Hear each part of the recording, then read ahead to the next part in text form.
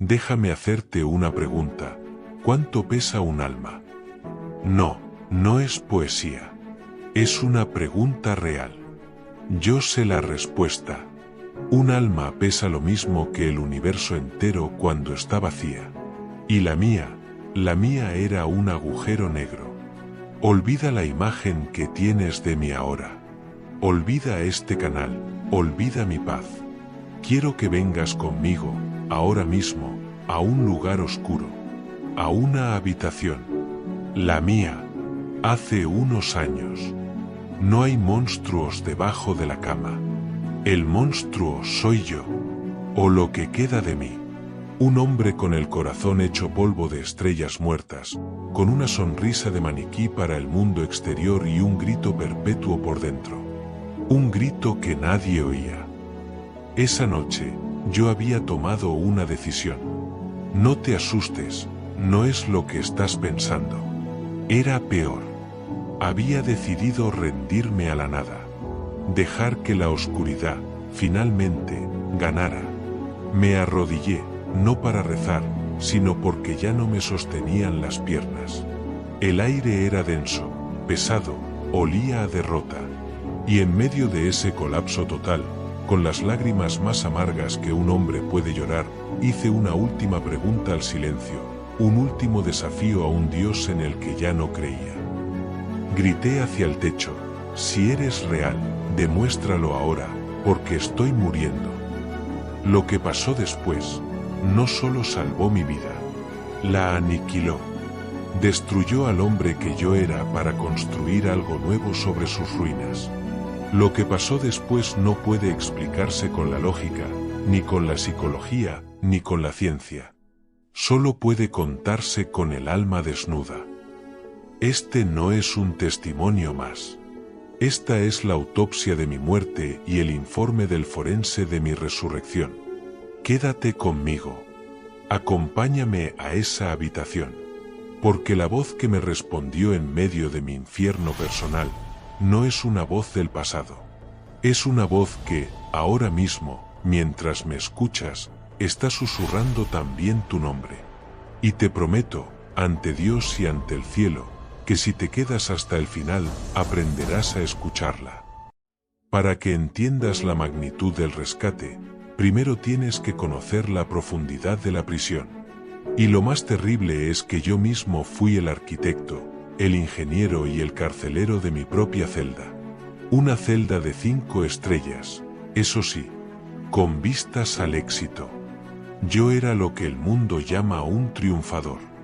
Me dedicaba al desarrollo de grandes proyectos inmobiliarios. Levantaba torres de cristal y acero que arañaban el cielo. En mi mesa de trabajo tenía planos que valían millones, maquetas de futuros que yo diseñaba. Y me creía un dios menor. Me embriagaba el olor a hormigón fresco, el sonido de las grúas, el poder de transformar un solar vacío en un imperio. Recuerdo el día que cerramos el contrato para el edificio Vértice, nuestro proyecto insignia. La adrenalina, los apretones de manos, el champán. Todos me felicitaban, me daban palmadas en la espalda. Eres un genio, me decían. Yo sonreía, asentía, aceptaba el halago como si fuera oxígeno.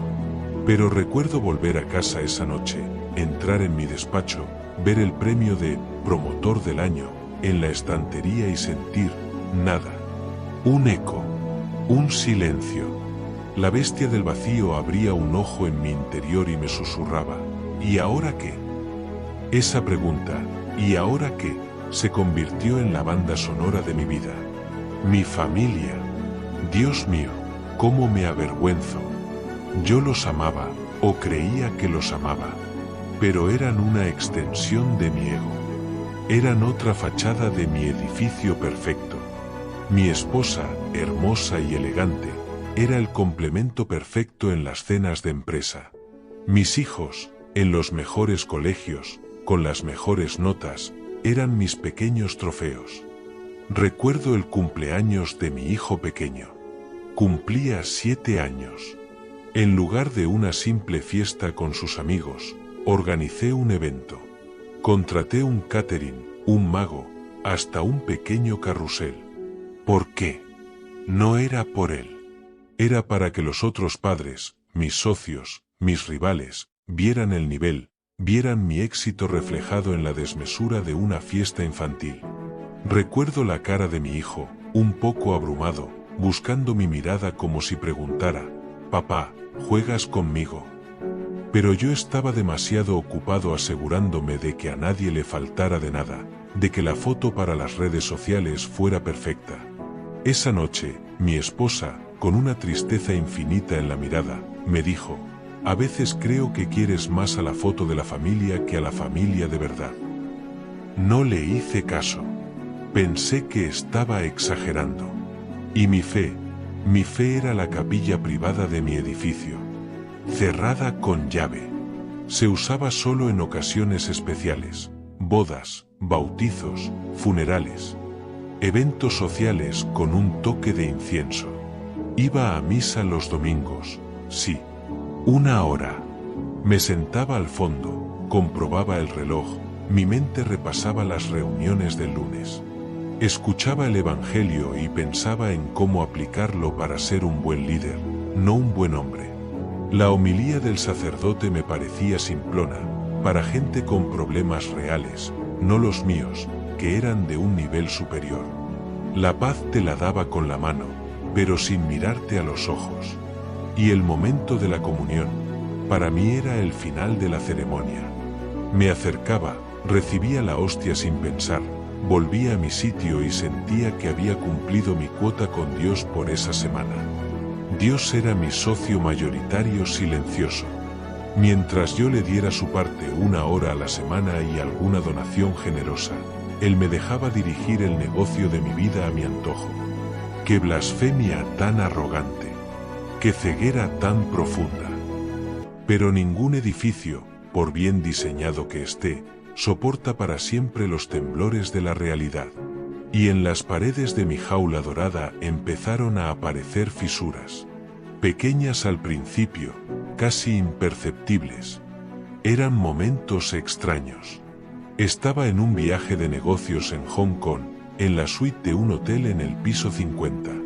La ciudad a mis pies era un mar de luces, un testamento al poder y la ambición humana. Y yo, en lugar de sentirme en la cima del mundo, me sentí el hombre más solo del planeta. Me acerqué al ventanal y vi mi reflejo superpuesto a las luces de la ciudad. Y no me reconocí. Vi a un extraño con mi cara, con los ojos cansados y una mueca que pretendía ser una sonrisa. Fue un instante de terror puro. ¿Quién era ese tipo? ¿A dónde se había ido el joven que soñaba con construir casas para que la gente fuera feliz, no solo para ser rico? La vida, en su misericordia, intentó enviarme señales. Recuerdo a mi tía Isabel, una mujer sencilla, viuda, con una pensión minúscula. Su piso era pequeño, sus muebles viejos, pero su casa tenía una luz que la mía no tenía. Fui a visitarla un día por compromiso, y me la encontré en su pequeña cocina, rezando el rosario mientras removía un guiso que olía a gloria. Había una paz en esa mujer que a mí me resultaba irritante, casi un insulto a mi vida de estrés y ansiedad. «Sobrino», me dijo con sus ojos llenos de arrugas y de cielo, «te veo cansado. Deberías dejarle tus cargas al Señor. Él es muy buen porteador». Yo me reí por dentro. «Tía, yo no tengo cargas, tengo responsabilidades», le contesté con condescendencia. Ella solo sonrió y me dijo: «Es lo mismo, hijo, pero unas se llevan con el orgullo y las otras con la fe». No entendí nada. Me fui de allí pensando: pobre mujer, qué vida tan pequeña. Y era la mía la que era microscópica. Empecé a buscar salidas de emergencia. Me devoré todos los libros de autoayuda. Los 7 hábitos de la gente altamente efectiva, el poder de la hora, piense y hágase rico. Me convertí en un experto en mindfulness, en visualización creativa. Por la mañana, meditaba durante 10 minutos, intentando silenciar mi mente, sin darme cuenta de que mi problema no era el ruido, sino el vacío. Por la noche, escribía un diario de gratitud, forzándome a anotar 3 cosas por las que estaba agradecido, como si la felicidad fuera un ejercicio de contabilidad. Y funcionaba, sí, durante unas horas. A veces, un día entero. Sentía una falsa sensación de control, de iluminación, pero la bestia del vacío siempre volvía a despertar. Y cada vez que volvía, tenía más hambre. Y entonces, las grietas se convirtieron en abismos. El suelo bajo mis pies, que yo creía de roca sólida, se reveló como lo que era, arena. El terremoto llegó en 3 réplicas, una tras otra, diseñadas con una precisión divina para demoler cada pilar de mi orgullo. La primera réplica fue profesional. El edificio vértice, mi obra maestra, mi torre de Babel personal, se vino abajo. No literalmente, sino financieramente. Por una mezcla de arrogancia mía, malas decisiones y un cambio en el mercado, el proyecto se convirtió en un agujero negro de deudas. Lo que iba a ser mi coronación se convirtió en mi humillación. Recuerdo las reuniones con los inversores. Hombres que antes me adulaban, ahora me miraban con desprecio. Sus voces eran frías, sus palabras, cuchillos. Nos has fallado, creímos en ti. Cada frase era un martillazo a mi ego. Perdí el proyecto, perdí una cantidad ingente de dinero, y lo que es peor, perdí mi aura de Rey Midas. Ya no era el genio, era un fracasado. La segunda réplica sacudió mi hogar. La tensión financiera se filtró por las paredes de mi casa y envenenó el aire. Mi esposa y yo empezamos a discutir por todo. El dinero era el tema, pero la causa era más profunda. Una noche, en medio de la discusión más terrible de nuestras vidas, ella me gritó con lágrimas en los ojos: el problema no es el dinero. El problema es que no estás aquí. Vives en tu mundo de éxito y fracaso, pero no vives con nosotros. Tus hijos te tienen miedo y yo ya no sé quién eres. Sus palabras me golpearon con la fuerza de una verdad que llevaba años ignorando. Corrí a mi despacho, mi santuario, y cerré la puerta. Pero esta vez no era un refugio. Era una tumba. La tercera réplica fue la más aterradora. Fue interna. Una noche, viendo la televisión sin verla, empecé a sentir un hormigueo en el brazo izquierdo. El corazón se me disparó, un sudor frío me recorrió la espalda. Estaba convencido de que me estaba dando un infarto. Este es el fin, pensé. El pánico era una bestia helada que me agarraba por el cuello. Mi esposa llamó a una ambulancia. Recuerdo el viaje, la sirena, las luces. Yo miraba la cara preocupada de mi mujer y solo podía pensar: voy a morir. Y mi vida ha sido una farsa. En el hospital, tras horas de pruebas, el médico me dijo las palabras que me sellaron la condena: señor, su corazón está físicamente bien. Ha sufrido usted un ataque de pánico severo. Es estrés acumulado. Sentí una extraña mezcla de alivio y desesperación. No me estaba muriendo físicamente. Me estaba muriendo por dentro. Y para eso no había medicinas. A partir de ese día, caí en un pozo. Dejé de ir a la oficina. Delegué todo. Pasaba los días en mi despacho, con las persianas bajadas. Me convertí en un vampiro que temía la luz del día, porque la luz revelaba la fealdad de mi realidad. El teléfono sonaba y yo lo miraba con odio. Amigos, familia. No podía hablar con nadie. ¿Qué iba a decirles? ¿Que el hombre que admiraban era un fraude a punto de romperse? El orgullo es el carcelero más cruel. Mi mente se convirtió en una sala de torturas. Me repetía una y otra vez mis fracasos. Me culpaba de todo. y empecé a hablar con Dios, pero no a rezar, a insultarle. ¿Dónde estabas?, le gritaba al techo. Te di mi hora los domingos, te di mis donativos, ¿y así me pagas? ¿Permites esta humillación? Si eres tan bueno y poderoso, ¿por qué permites este dolor? Era la pregunta de Job, pero sin su fe. Era el grito de un niño mimado al que le quitan sus juguetes. El mundo perdió su color, su sabor, su sonido. La comida no me sabía a nada. La música me irritaba. El abrazo de mis hijos me parecía un peso. Estaba en el infierno. Y el infierno no es fuego y tridentes. El infierno es la ausencia total de Dios. Es el eco infinito de tu propia miseria. Y así llegué a esa noche. La noche del grito.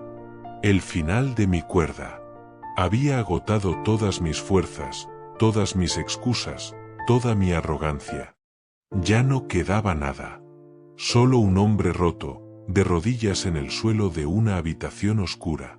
Y fue allí, en la aniquilación total de mi yo, donde dejé el espacio para él. Puse el punto final a mi historia. Y fue entonces cuando él tomó el libro y empezó a escribir un capítulo nuevo. La escena que ya conocéis. El grito. Si eres real, demuéstralo ahora, porque estoy muriendo. Después de mi grito, no hubo un trueno. No hubo una luz cegadora. Hubo silencio. Pero era un silencio como nunca antes había experimentado. No era el silencio vacío de mi soledad. Era un silencio denso, palpable, lleno de expectación. Como el silencio que precede al amanecer. O el silencio en una iglesia justo antes de la consagración. Mi ira se había consumido en el propio grito. Mi desesperación se había quedado sin voz. Mi cuerpo, arrodillado en el suelo, se sentía increíblemente pesado, como si por fin hubiera dejado de luchar contra la gravedad. Y mi alma estaba quieta por primera vez en mi vida. No había pensamientos, no había planes, no había miedos. Solo un vacío. Pero ya no era un vacío aterrador. Era un vacío pacífico. Era el vacío de una vasija que ha sido vaciada de su contenido amargo, lista para ser llenada. En ese momento, sin saberlo, yo estaba cumpliendo la primera bienaventuranza. Era pobre de espíritu. No tenía absolutamente nada. Y en la pobreza absoluta, me hice elegible para el reino de los cielos. Sentí como si la habitación entera contuviera la respiración. Como si el universo estuviera esperando. Y entonces, sentí una presencia. No la vi. La sentí. Era como si la temperatura del alma hubiera cambiado. Un calor suave, un peso reconfortante, como el de una manta de amor puro que me envolvía. Y supe, con una certeza que trascendía mis sentidos, que ya no estaba solo. Y fue dentro de ese calor, dentro de esa presencia, donde ocurrió el milagro. Primero, mi nombre. No lo oí con mis oídos. Permíteme que insista en esto, porque es crucial. Fue una locución interior. Una idea, una certeza, impresa directamente en el centro de mi conciencia. La voz dijo mi nombre. Y en ese instante, entendí lo que significaba ser conocido. Esa voz no solo sabía cómo me llamaba, sabía quién era yo. En la forma en que sonó mi nombre dentro de mí, estaba contenido todo mi ser.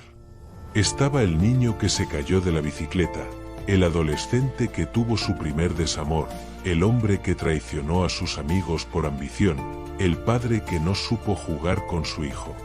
Todos mis pecados, todas mis heridas, todas mis alegrías secretas, todo estaba en la forma en que él pronunció mi nombre. Y no había ni una onza de condena. Había un reconocimiento, una aceptación, un amor tan profundo que disolvió toda mi vergüenza. Era como si me dijera: te conozco enteramente, hasta el último rincón oscuro. Y es a ti, precisamente a ti, a quien llamo. Luego, las 3 palabras que se convirtieron en mi ancla: yo estoy aquí. Analicé esas palabras durante meses, y aún hoy me desbordan. El yo. No era una voz cualquiera. Era el yo soy. La afirmación de la existencia misma. Era la voz que le habló a Moisés en la zarza ardiente. El estoy. No estuve o estaré. Un presente radical, inmediato. Él no venía a visitarme. Es que ya estaba allí. Siempre había estado. En mis éxitos y en mis fracasos. En mi soberbia y en mi desesperación. Era yo el que no estaba presente para él. Y él aquí. Aquí mismo. En el suelo sucio de mi derrota. En mi bancarrota espiritual. En mi miseria. No me pedía que subiera a él. Él había descendido a mí. Y finalmente, la tercera ola del encuentro. No fueron palabras. Fue una transfusión directa de conocimiento y sentimiento. Fue la verdad fundamental del universo descargada en mi alma. Te amo. Y aquí el lenguaje humano se rompe. El amor que yo conocía era un amor de intercambio. Te quiero si me quieres. Te quiero si cumples mis expectativas. Te quiero si me haces sentir bien. Este amor era de una sola dirección. Era una cascada que brotaba de él hacia mí, sin pedir nada a cambio. No era un te amo a pesar de tus pecados. Era un te amo con tus pecados. Un amor que no justificaba mi mal, pero que lo quemaba con su misericordia. Era el amor del padre al hijo pródigo, pero antes de que el hijo volviera a casa. Era el padre corriendo por el camino para encontrarme en la pocilga. En ese instante, supe que mi valor no dependía de mis logros, ni de mis fracasos, ni de la opinión de los demás. Mi valor era absoluto, porque era un hijo amado por el Rey del Universo. Mi cuerpo reaccionó. Empecé a llorar. Pero no eran las lágrimas secas y amargas de antes. Eran lágrimas calientes, abundantes, liberadoras. Lloré durante lo que me pareció una hora. Lloré por mis años de ceguera. Lloré de gratitud. Lloré de alegría. Cada lágrima era como si estuviera limpiando una capa de suciedad de mi alma. Sentí un peso físico, que llevaba años sobre mis hombros, disolverse y desaparecer. La tensión en mi cuello, en mi espalda, se fue, y en su lugar, vino la paz. La paz de la que habla San Pablo, la que sobrepasa todo entendimiento. No era la paz del mundo, que es ausencia de conflicto.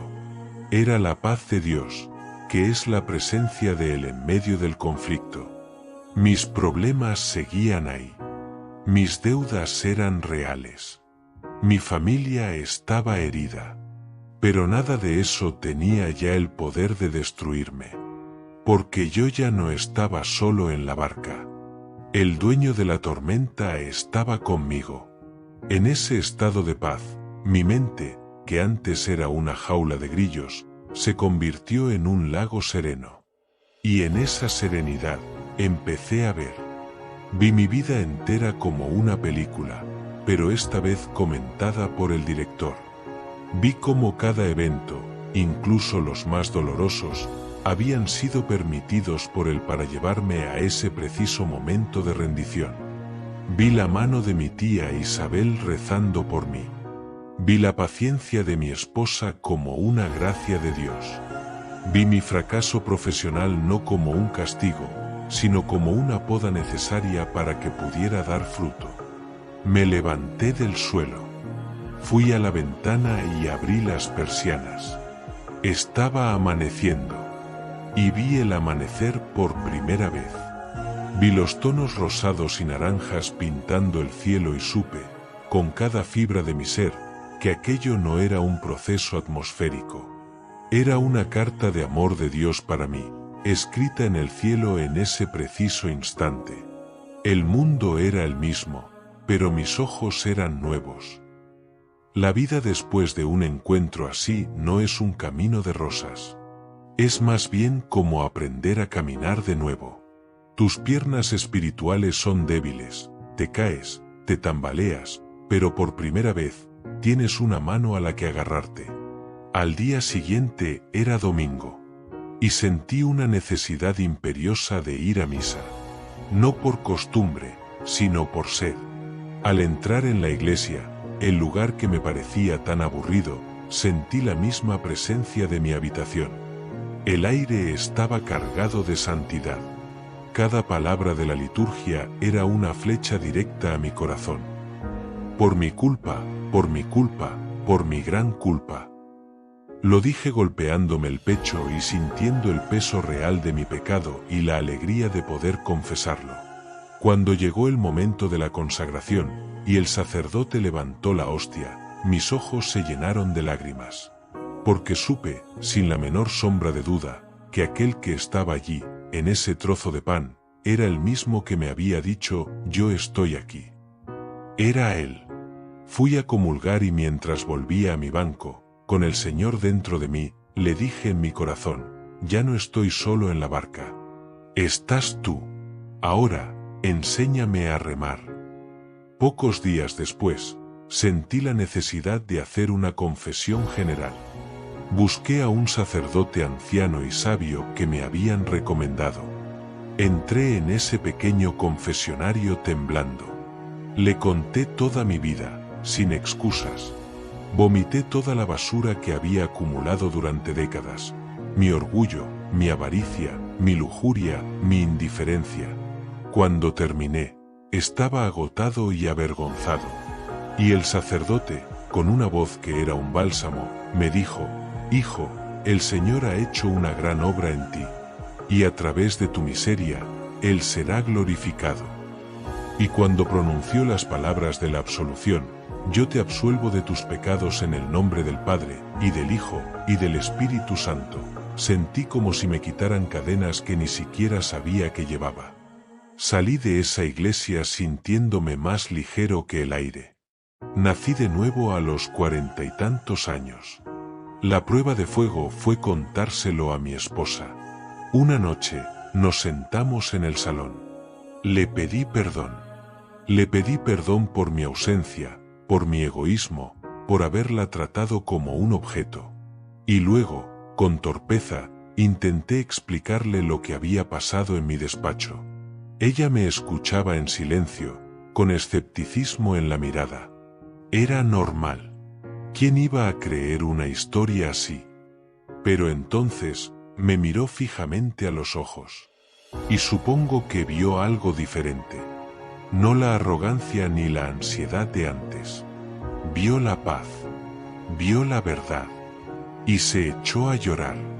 Y me abrazó. Y en ese abrazo, no solo nos perdonamos. Empezamos a reconstruir nuestro matrimonio sobre una roca nueva. Cristo. El diablo no se quedó de brazos cruzados. Si antes me tentaba con el orgullo del éxito, ahora me tentaba con el orgullo espiritual. Pensamientos como, eres un elegido, tu experiencia es superior a la de los demás, intentaban infiltrarse en mi mente. Y la duda. ¿Y si fue una alucinación? Un brote psicótico por el estrés. El combate era real. Pero ahora tenía armas. El rosario, que antes me parecía una repetición de viejas, se convirtió en mi espada. Cada Ave María era un ancla que me mantenía unido a la realidad del amor de Dios. La lectura de la palabra de Dios era mi pan de cada día. Descubrí los salmos, y me di cuenta de que todos mis sentimientos, mi angustia y mi alegría, ya estaban escritos allí. Y la vida siguió trayendo pruebas. Unos meses después, a mi tía Isabel le diagnosticaron un cáncer terminal. El yo de antes se habría hundido en la rabia y la desesperación. El yo nuevo, aunque sentía un dolor inmenso, pudo acompañarla de otra manera. Nos sentábamos juntos y rezábamos. Hablábamos de la vida eterna no como una posibilidad, sino como una certeza. Un día, ella me apretó la mano y me dijo: «Sobrino, ya puedes llevar tus propias cargas. Y hasta me ayudas a mí con la mía. ¿Ves? Te dije que el Señor era buen porteador». Ella murió con una sonrisa, con la paz de quien se va a encontrar con el amado. Y en su funeral, yo pude consolar a otros, porque mi esperanza ya no estaba en este mundo. Me enamoré de mi fe. Descubrí la adoración eucarística. Pasar una hora en silencio ante Jesús sacramentado se convirtió en la cita más importante de mi semana. Allí, en el silencio, nuestra conversación continuaba. Él me hablaba a través de las mociones de mi corazón, me mostraba áreas de mi vida que necesitaban sanación, me llenaba de su paz. Descubrí a los santos. Leí las confesiones de San Agustín y lloré al ver mi propia historia en la suya. Descubrí la pequeña vía de Santa Teresita y aprendí a ofrecerle a Dios mis pequeñas luchas diarias. La Iglesia Católica, que me parecía una institución vieja y polvorienta, se reveló ante mis ojos como lo que es: un hospital de campaña para pecadores, un tesoro inagotable de gracia, sabiduría y amor, custodiado durante 2000 años. Un verdadero hogar. Y así, llegamos al hoy. Al porqué de este canal, Abrigo Celestial. Un día, en la oración, le pregunté al Señor: ¿qué quieres de mí ahora?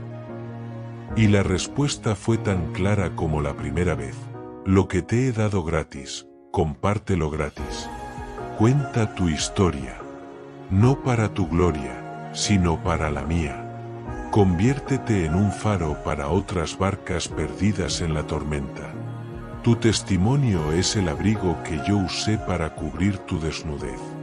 Ahora, ofrécelo a tus hermanos que tienen frío. Y eso es lo que intento hacer. Te he contado mi historia hasta el último detalle. He desnudado mi alma ante ti durante este rato, no para que pienses que soy especial.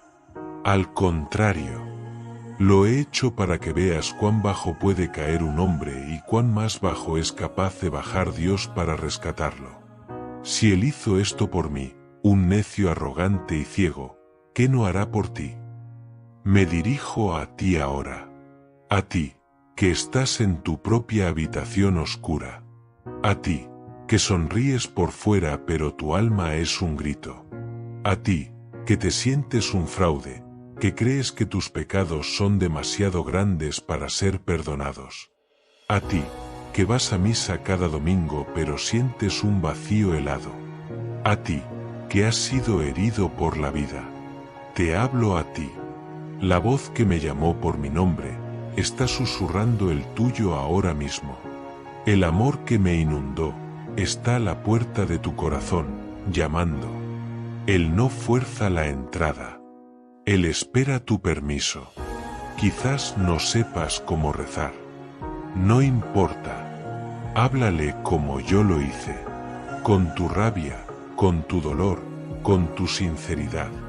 Arrodíllate en tu miseria y dile: Jesús, si estás ahí, mírame. No puedo más. Te entrego mi vida, este desastre que es mi vida. Tómala y haz algo con ella. Y luego, calla. Y escucha. Escucha con el corazón. Busca los lugares donde Él ha prometido estar. Ve a confesarte. Vacía tu basura en el contenedor de su misericordia. Te aseguro que saldrás nuevo. Y ve a la Eucaristía. Vete a comulgar no como quien recibe algo, sino como quien recibe a alguien. Al Dios vivo que te ama con locura. Esta historia no termina aquí. Esta es solo mi parte. Ahora empieza la tuya, la historia de tu propio encuentro con Él. Y es la única historia que al final importará. Voy a terminar con una oración. Cierra tus ojos si puedes. O simplemente, abre tu corazón. Señor Jesús, te presento a cada persona que ha escuchado esta historia. Tú conoces sus nombres. Tú conoces sus batallas. Tú conoces las cadenas que los atan. Señor, en este momento, desciende a su habitación, a su coche, a su lugar de trabajo. Rompe esas cadenas. Susurra su nombre con el mismo amor con que susurraste el mío. Llénalos con tu paz, esa paz que el mundo no puede dar.